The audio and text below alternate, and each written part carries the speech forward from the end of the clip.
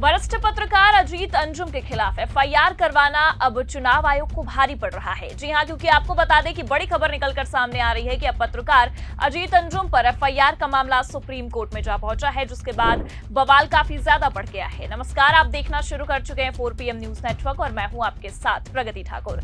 देश की सबसे बड़ी अदालत में पत्रकार अजीत अंजुम के खिलाफ चुनाव आयोग ने जो एफआईआर दर्ज करवाई है वो मामला पहुंच चुका है। और हैरानी की बात यह है कि इस मामले को सीजीआई गवाही के संज्ञान में लाने की पूरी कोशिश भी की जा रही है, जिसके बाद बवाल इतना ज्यादा बढ़ गया है कि चुनाव आयोग और मोदी सरकार की हवाइयां उड़ चुकी हैं। आप ये खबर देखिए, इसमें बाकायदा हेडलाइन में लिखा भी है, अजीत अंजुम पर दर्ज एफआईआर का मामला पहुंचा सुप्रीम कोर्ट। वैसे अगर कायदे से देखा जाए तो ये अंदाजा बहुत पहले ही लग गया था कि जल्द ही अजीत अंजुम का मामला सुप्रीम कोर्ट पहुंच सकता है, क्योंकि आपको बता दें कि इस मामले पर बड़े नेताओं से लेकर कई वरिष्ठ राजनीतिक विश्लेषकों ने, पत्रकारों ने आपत्ति जताते हुए चुनाव आयोग के इस एक्शन के खिलाफ अपनी आपत्ति जताई। लेकिन अब आपको बता दें कि यहाँ हैरानी की बात बस ये है कि सुप्रीम कोर्ट में अजीत अंजुम के खिलाफ हुए एफआईआर को लेकर अजीत अंजुम ने याचिका दायर नहीं की है, चुनाव आयोग को चुनौती नहीं दी है, बल्कि अधिवक्ता फोरम ने अजीत अंजुम पर दायर एफआईआर के खिलाफ सुप्रीम कोर्ट में याचिका दायर करते हुए चुनाव आयोग की कार्यप्रणाली, बिहार में लागू हो रहे एसआईआर प्रक्रिया और खासकर मोदी सरकार को निशाने पर ले लिया है। खबर भी देखिए आप, इसमें आगे लिखा भी है, बिहार के बेगूसराय में पूर्व पत्रकार एवं वर्तमान में यूट्यूबर के रूप में काम करने वाले अजीत अंजुम पर दर्ज एफआईआर का मामला अब सुप्रीम कोर्ट में चीफ जस्टिस के सामने जा पहुंचा है। सुप्रीम कोर्ट अधिवक्ता फोरम ने अजीत अंजुम पर बिहार के बेगूसराय में दर्ज प्राथमिकी को खारिज करने के लिए सुप्रीम कोर्ट में 15 जुलाई को एक याचिका दायर की है। सुप्रीम कोर्ट अधिवक्ता बलराज सिंह मलिक ने बताया है कि बिहार चुनाव में मतदाता सूची में संशोधन की गलत प्रक्रिया एवं खामियों को उजागर करने की सजा के तौर पर अजीत अंजुम पर एफआईआर दर्ज कराया गया है। उन्होंने बताया कि मेन स्ट्रीम मीडिया तो पहले ही सेट हो चुका है, अब सोशल मीडिया के खोजी पत्रकार को निशाना बनाया जा रहा है, जो कतई नहीं होने दिया जाएगा। तो खबर में ये साफ बताया गया है कि अजीत अंजुम के खिलाफ साजिशाना हरकतों के तहत इस तरह से प्राथमिकी दर्ज की गई है, जो सरासर गलत है। हालांकि जानकारी तो यही है कि अधिवक्ता फोरम ने 15 जुलाई को ही इस एफआईआर के खिलाफ सुप्रीम कोर्ट का दरवाजा खटखटाते हुए याचिका दायर कर दी थी।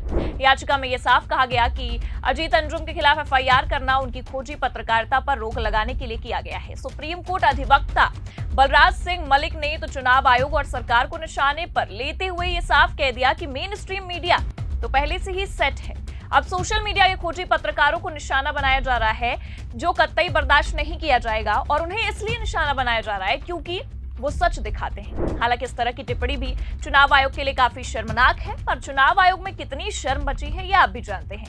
मोदी भक्ति के आड़ में चुनाव आयोग इस कदर पगला चुका है कि ना आयोग के अंदर शर्म बची है, ना सुप्रीम कोर्ट की कार्रवाई का डर। तभी तो लगातार चुनाव आयोग अपने मनमाने तरीके से बिहार में चुनावी प्रक्रिया को धार दे रहा है और अपने मनमाने ढंग से एसआईआर को लागू भी कर रहा है। और यहाँ सबसे चौंकाने वाली बात यह है कि सच दिखाने के नाम पर एफआईआर तक की जा रही है। ये अपने आप में कितनी शर्मनाक बात है, क्योंकि ये तो आप भी जानते हैं कि निष्पक्ष और बेबाक पत्रकारिता के लिए पहचाने जाने वाले अजीत अंजुम पर बिहार के बेगूसराय जिले में एफआईआर दर्ज हो चुकी है। उन पर सरकारी काम में बाधा डालने और बिना अनुमति सरकारी दफ्तर में घुसने का आरोप लगाया गया। ये पूरा मामला बेगूसराय जिले के बलिया थाना में दर्ज हुआ, जिस पर सबने आपत्ति जताई, वरिष्ठ पत्रकार से लेकर वरिष्ठ विश्लेषकों से लेकर वरिष्ठ नेताओं तक ने। हालांकि आप भी जानते हैं कि एफआईआर होने के बाद भी अजीत अंजुम ने हार नहीं मानी और बड़े स्तर पर चुनाव आयोग की इस धांधली पर सवाल खड़े करते रहे और पूरे बिहार में चुनाव आयोग का खेला एक्सपोज भी किया। अभी हाल ही में उन्होंने अपने यूट्यूब चैनल पर एक वीडियो को शेयर किया है और सोशल मीडिया हैंडल एक्स पर भी एक वीडियो को शेयर करते हुए ये खुलासा किया है कि बीएलओ ही वोटर्स के फॉर्म में दस्तखत कर रहे हैं। ये पोस्ट देखिए आप, इसमें उन्होंने एक वीडियो को शेयर करते हुए लिखा है, बिहार में एसआईआर के नाम पर हो रहे फर्जीवाड़े का सबसे बड़ा सबूत सब कुछ कैमरे पर है। बीएलओ ही वोटर्स के फॉर्म भर रहे हैं, बीएलओ ही वोटर्स के बदले दस्तखत भी कर रहे हैं। वोटर लिस्ट से नाम देख कर एक सरकारी ऑफिस में धड़ल्ले से ये काम हो रहा है। जवाब देगा चुनाव आयोग या फिर एफआईआर करेगा। हालांकि आप भी जानते हैं कि चुनाव आयोग इस मामले पर कोई जवाब नहीं देने वाला है, बल्कि जो सच दिखा रहा है उस पर ही एक्शन लेने वाला है। लेकिन आपको बता दें कि अजीत अंजुम के इस ट्वीट को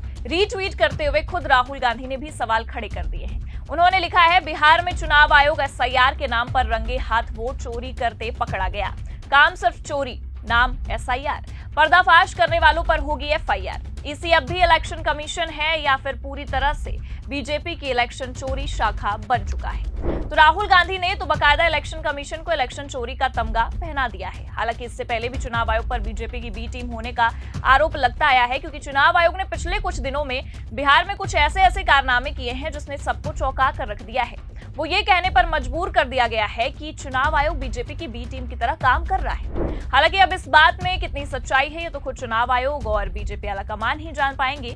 लेकिन जिस तरह से सच को दिखाने के नाम पर चुनाव आयोग ने अजीत अंजुम के खिलाफ एफआईआर दर्ज करवाई है, इस मामले ने तूल पकड़ लिया है, क्योंकि अब मामला देश के सर्वोच्च न्यायालय में जा पहुंचा है। और सबसे बड़ी बात यह है कि इस मामले की सुनवाई के लिए सीजेआई गवाई के नाम का जिक्र हो रहा है।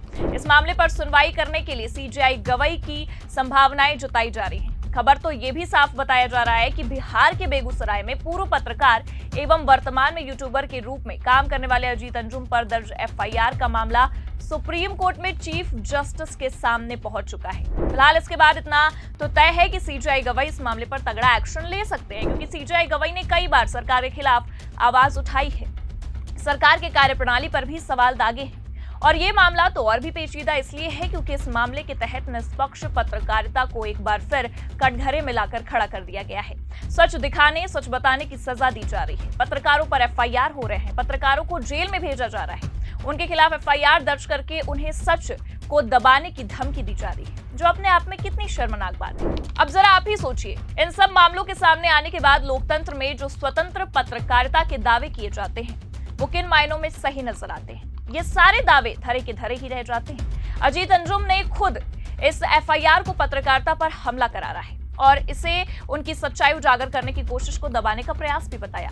उन्होंने तो यह भी दावा किया कि बेगूसराय की एक बीएलओ पर दबाव बनाकर मुझ पर एफआईआर करने की मंजूरी दी गई।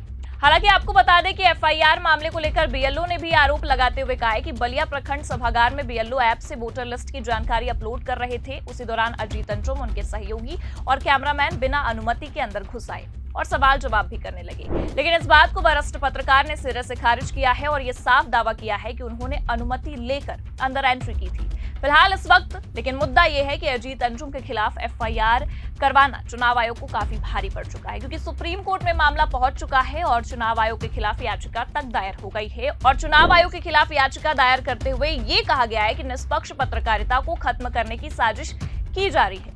लेकिन आपको क्या लगता है, इस पूरे मामले पर एफआईआर से लेकर सुप्रीम याचिका जो दायर हुई है, क्या सुप्रीम कोर्ट सुप्रीम सुनवाई करेगा? अपनी राय कमेंट करके जरूर बताइए। ये खबर आपको कैसी लगी, लाइक और शेयर जरूर करें। चैनल पर अगर नए हैं तो सब्सक्राइब और ज्वाइन करना ना भूलें। देखते रहिए 4PM न्यूज नेटवर्क। नमस्कार।